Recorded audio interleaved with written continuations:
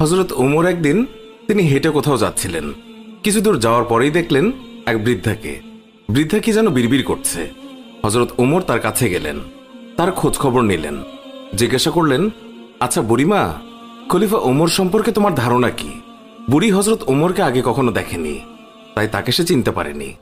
বুড়ি হযরত ওমরের কথা শুনে কিছুটা বিরক্ত হলো, বলল, ওমর টোমর দিয়ে আমি কি করব? আমার কি এমন ঠেকা পড়ল যে আমার তার খবর নিতে হবে?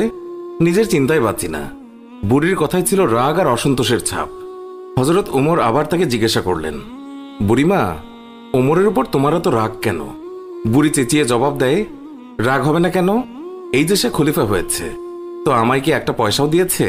নাকি কোনোদিন আমার খোঁজ খবর নিয়েছে যে আমি কি হালতে আছি? ও মানুষ না।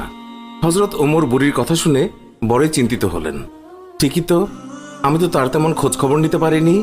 তিনি কিছুটা নরম হয়ে বুড়িকে আবার জিজ্ঞাসা করলেন, আচ্ছা, তুমি কি অবস্থায় আছো ওমর কি করে জানবে? তুমি গিয়ে ওমরকে সব জানিয়ে আসলেই তো পারতে। বুড়ি জবাব দেয়, কেন? আমি জানাতে যাব কেন? ওমরই তো আমিরুল মুমিনিন, সেই তো সবার খোঁজ খবর নেবে, আর এই জন্যই রাষ্ট্রের দায়িত্ব গ্রহণ করেছে। রুক্ষ ভাষায় বৃদ্ধা জবাব দিল। হযরত ওমর শান্তভাবে আবারও বললেন, আচ্ছা, ওমর খলিফা হওয়ার পর তুমি যে কষ্ট পেয়েছ, সেই কষ্টের বিনিময়ে তুমি কত টাকা পেলে ওমরকে মাফ করে দেবে? বৃদ্ধার সাথে এইসব কথা চলছে। এমন সময় হযরত আলী এবং আব্দুল্লাহ ইবনে মাসউদ রাদিয়াল্লাহু তাআলা আনহু তারা এসে হাজির হলেন। তারা হয়তো কোথাও যাচ্ছিলেন। এসে সালাম দিলেন, আসসালামু আলাইকুম ইয়া আমিরুল মুমিনিন। আগন্তুক দুই ব্যক্তির মুখে আমিরুল মুমিনিন শব্দ শুনে বৃদ্ধা তাজ্জব হয়ে গেল। সে ভয়ে কাঁপতে লাগলো আর ভাবতে লাগলো যে ওমরের সামনে তাকে এত গালমন্দ করেছে।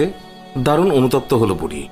হযরত ওমর বৃদ্ধাকে সান্ত্বনা দিলেন আর বৃদ্ধার হাতে 25টি স্বর্ণ মুদ্রা দিয়ে বললেন, বুড়িমা, তুমি এই চামড়ায় লিখে দাও যে কিয়ামতের দিন ওমরের কাছে আমার কোনো দাবি নেই। বৃদ্ধা তখন তাই করল।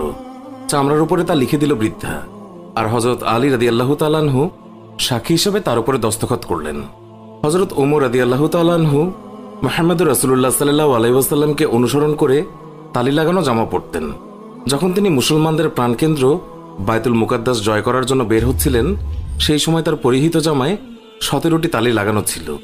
যখন তিনি তালিযুক্ত জামা পরিহিত অবস্থায় জেরুজালেমের উদ্দেশ্যে রওনা হয়েছিলেন, সাহাবাদের মধ্যে থেকে কেউ একজন হযরত আলী রাদিয়াল্লাহু তাআলা আনহুকে বললেন, ইয়া আলী, হযরত ওমর রাদিয়াল্লাহু তাআলা আনহুকে বলুন অন্তত আজকের দিনে তালিযুক্ত কাপড় খুলে একটু ভালো কাপড় পরিধান করার জন্য, কারণ তিনি ইহুদি খ্রিস্টানদের দেশে যাচ্ছেন।